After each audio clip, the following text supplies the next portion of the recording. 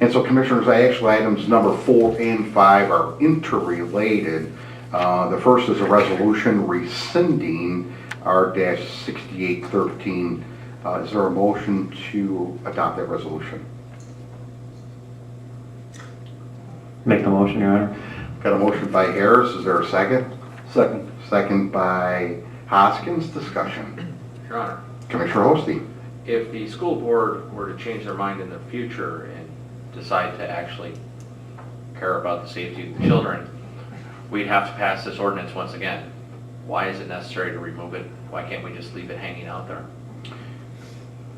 Certainly, it would be my recommendation to rescind it, but I'll also defer to counsel and see if he has any words of wisdom. You could. This has been sitting on a desk for I don't know how many months it has, but I think the school district actually took formal action on it. And with a Red Speed, who's a tri-party agreement, if I recall. I'm not so concerned about the Yeah, company. they didn't take formal action. I don't believe, I think that they have no spine and simply tabled it indefinitely.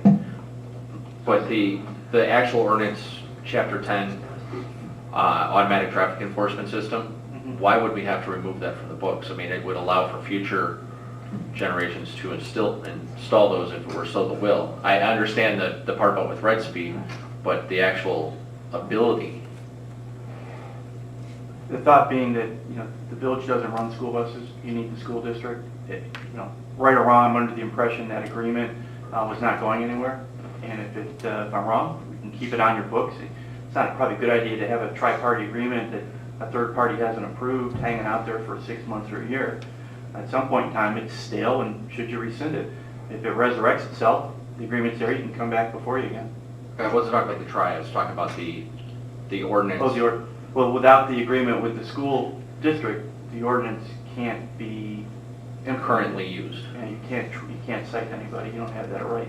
So to me, they go hand in hand. If you want to keep the tri-party agreement in place, you can keep your code revisions. But if one falls, I think the other one should fall. And in the future, if even if there was a complete different village council, if the school district felt that it's sometime 5 years, 10 years from now, they wanted to utilize this type of a program, I mean, I can't imagine if they took affirmative action to want to have that. I can't imagine for 1 second that whoever the local governing body would be at the time, would not want to cooperate with them. Things like this, I can tell you from firsthand experience, where we may end up having laws on our books, and in particular the ordinance under item number 5, that is not currently in play and may not be in play ever, that sometime in the future it screws up the administrative part of it, when we have laws on the books that aren't currently being used.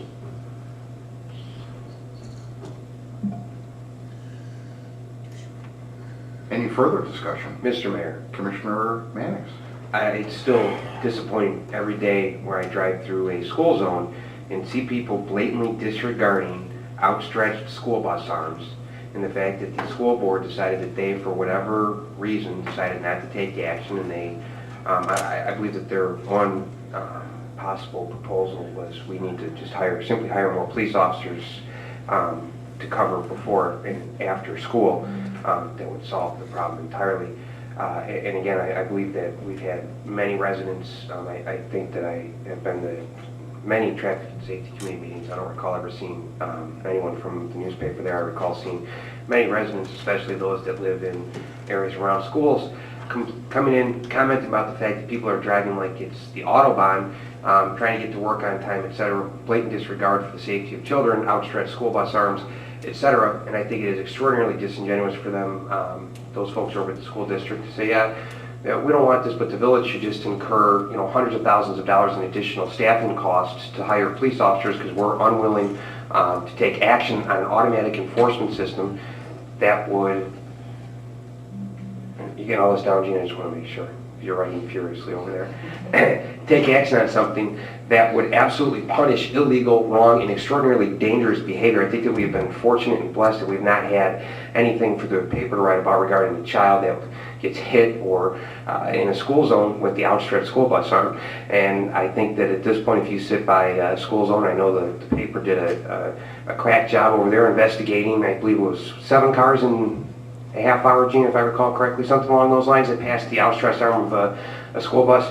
And, if the school district and the school board are simply just going to ignore, that type of reporting and those types of numbers, then so be it. This is on them. I absolutely agree with the mayor that we shouldn't leave stale ordinances on the book or things, third-party agreements, as council pointed out. I'm absolutely going to be voting no on this, even though I think it shouldn't be on the books because nothing's happening with it.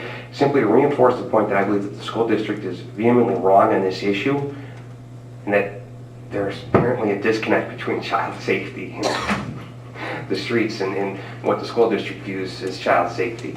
So with that, Mr. Mayor, I've concluded my remarks. I just want to point out, and everybody has a copy of this, I wrote to the superintendent on April 16th, and then the superintendent wrote me back April 29th, and it appears, at least according to the superintendent, at its regularly scheduled meeting on February 13, 2014, the Forest Park District 91 Board of Education did not approve the agreement with Red Speed. So it appears that they did take action, and the action was not to approve it.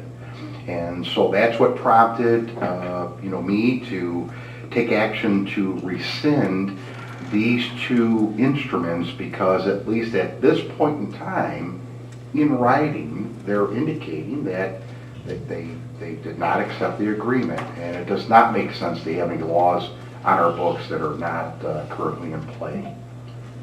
I do find it disappointing they held a vote when the one member of the police department who happens to be on their school board was not in attendance and could have explained to them how manpower is structured in the police department, but I guess that doesn't get addressed either. Mayor, Commissioner Harris. I don't want to speak for the school board, but my understanding is they asked for research on is it a deterrent. They couldn't even get research from Red Speed provided to them that said it was a deterrent. That's what it's about. That's not, all it is a cash grab, you know it. And I think they took proper action. I'm hesitant to tell you what the reality is, because what happens is it's going to get blown up in the paper. It doesn't require a PhD at all to know that this controlling law that went into effect just went into effect the first of the year. Now, it is possible that you could collect some data, maybe, from other states in the country.